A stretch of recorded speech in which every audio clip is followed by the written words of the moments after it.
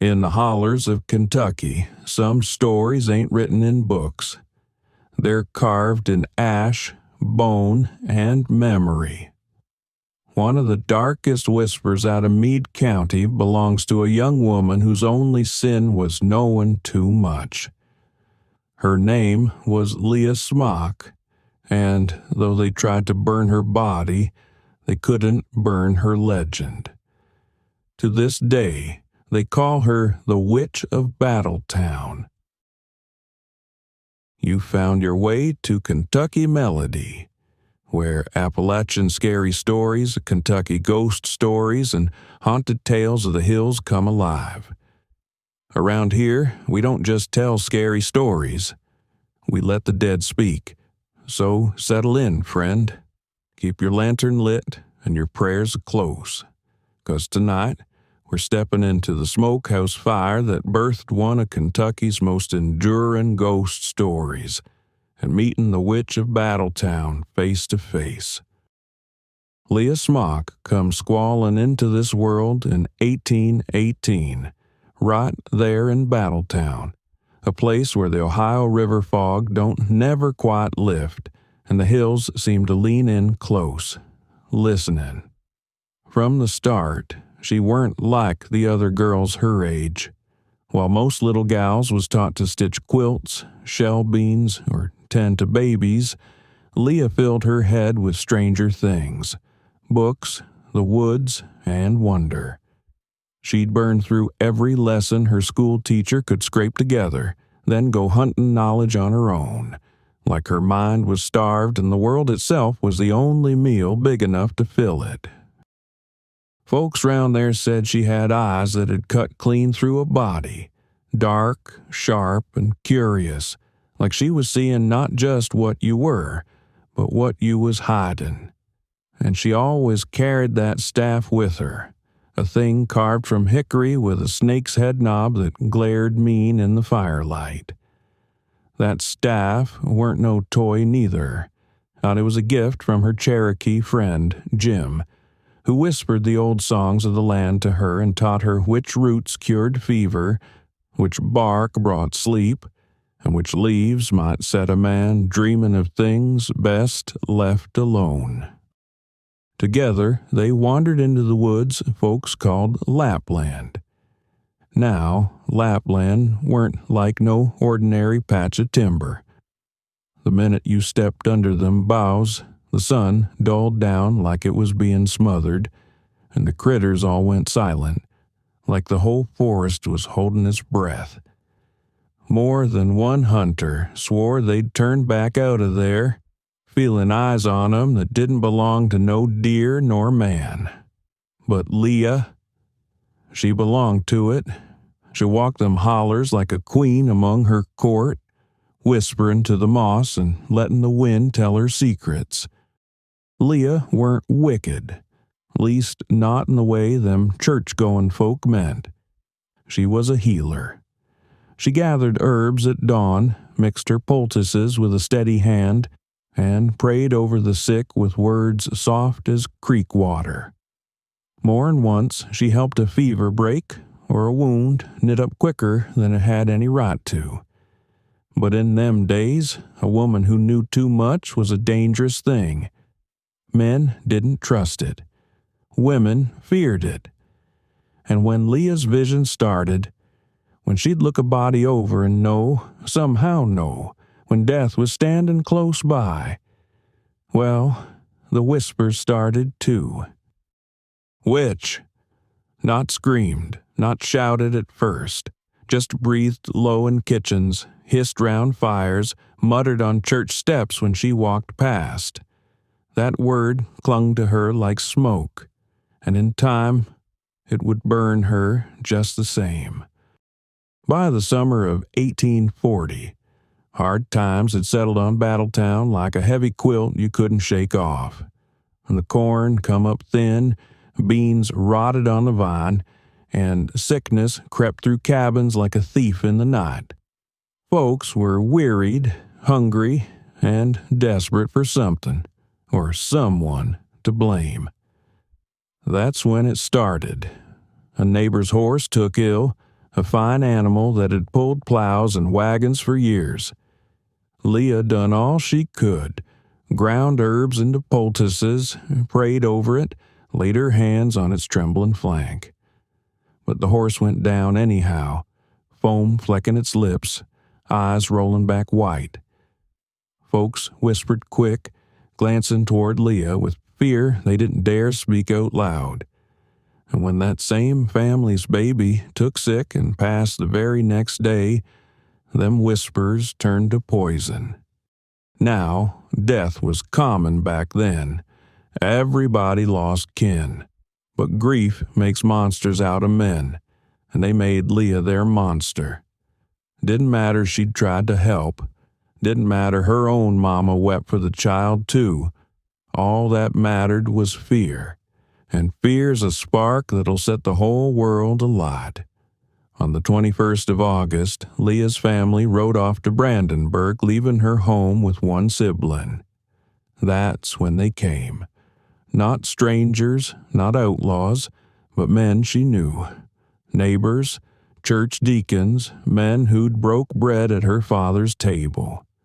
Their boots crunched gravel as they come up the path, faces hard as stone, carrying rope and purpose.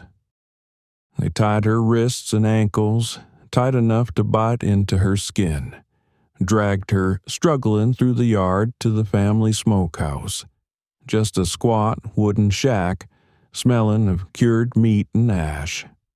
They barred the door, their breaths heavy in the August heat, and stacked wood high against the walls. Some said prayers, others spat. None met her eyes. And then, without a word, they struck the match. Flames licked up dry kindling, then roared to life, cracking and spitting. Smoke curled under the door, poured out the chinks between the boards. Inside, Leah fought for breath. Some say she screamed once, just once, before the smoke swallowed her voice. A cry so sharp it rattled the men standing outside, made one cross himself though he wouldn't admit it. Others swear she never screamed at all, that she stood there in the firelight, eyes burning through the cracks, staring out at 'em with a fury they'd never forget. Either way, when the roof caved in and the embers cooled, there weren't nothing left but blackened timbers, gray ash, and the stink of sin that clung to their clothes. Them men stood silent in the smoke, calling it God's justice, whispering they'd cleanse the town. But deep down, each one knew the truth, that what they'd done weren't righteous, weren't holy. It was murder, plain and raw. And murder leaves a stain the fire can't burn clean. Her daddy done what no father ought ever have to do. He gathered up what was left of his girl, bone, ash, and sorrow, and laid her in a rough coffin. No church bell tolled, no preacher come to pray over her. Folks wouldn't have her in hallowed ground, not with that word hanging on her name. So John Smock dug with his own blistered hands, carving out the first grave in a lonely patch of earth that came to be called Betsy Daly Cemetery. Leah was the first laid there, and some say that alone cursed the place. The air hangs heavy still, like the ground itself remembers it weren't ready to take her. But Leah didn't rest. It started quiet. Whispers from hunters coming back late through Lapland woods. They spoke of a white figure slipping between the trees, pale dress glowing where no moonlight reached. Her arms hung low, wrists still bound with black ties like the day they dragged her to the fire. And wherever she went, the air turned cold, sharp, biting, unnatural. Breezes swept down a holler, even on the hottest nights, rattling leaves like bones in a cup. The very men who'd lit the match felt it worst. Their dreams soured. They heard footsteps in the dark when no one followed. In desperation, they tried again to bury what they'd loosed, They hauled wagon loads of stone, big white slabs pried from creek beds, and piled 'em high atop her coffin, thinking the weight might pin her spirit under. But come morning, them stones was gone, sunk deep into the earth like the ground itself had spit 'em out. And the men understood what they feared most, that Leah had already slipped free. She didn't belong to dirt no more. She belonged to the wind in the trees, the hush of the holler, the very breath of Battletown itself. Her mama, Margaret, swore she seen it with her own eyes, went standing at the smokehouse ruins, tears streaking her cheeks, begging her daughter to rise. "Leah," she cried, "use your power and get out of there." And the ashes stirred. The air shimmered like heat over stone. Then Leah came, pale, silent, floating up out of them cinders, eyes burning with a light no mortal ought to look on. She didn't speak, didn't smile, just fixed her stare on the world that betrayed her. From that moment on, folks knew. You could burn her body, you could bury her bones, you could weigh her down with rock, but Leah Smock would not stay still.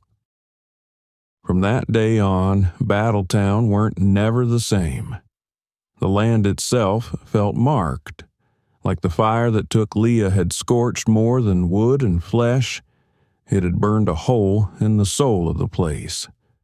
Folks started whispering of strange lights flickering out yonder in the cemetery, soft at first like lanterns bobbing in the dark, only there weren't no hand carrying 'em. Some swore they felt footsteps falling just behind 'em on the path, close enough to raise the hairs on the back of their necks, though when they turned, nothing but empty air and quiet breathing. And always, there was the woman in white, standing at the tree line, pale dress drifting like fog, black ties cinching her wrists, eyes accusing and waiting. She didn't move. She didn't speak, just watched, like a flame frozen in the dark. Her legend clung to Battletown like dew on the grass, wet and chill, never shaken loose. Even in modern times, the young folk tempt fate, dancing with fear. They dare each other to creep into Betsy Daly Cemetery at midnight, laughing at first, but it don't last. More than one's come running out pale as bone, swearing their car wouldn't crank till they rolled past them gates. Some said the headlights died too, leaving 'em blind in the dark, as if Leah herself was sitting in the back seat, cold fingers on the wheel. And in 1991, a news crew come to prove it false, to turn her into nothing but story. But the land wouldn't have it. The moment they stepped on her ground, every battery they carried, cameras, lights, sound gear, all of it flickered dead at once, like something reached right down their throats and snatched the life out. They stood there stunned, cold sweat running, their flashlights the only thing working. Soon as they gave up and left the grave behind, every piece of gear sprung back to life like nothing had ever happened.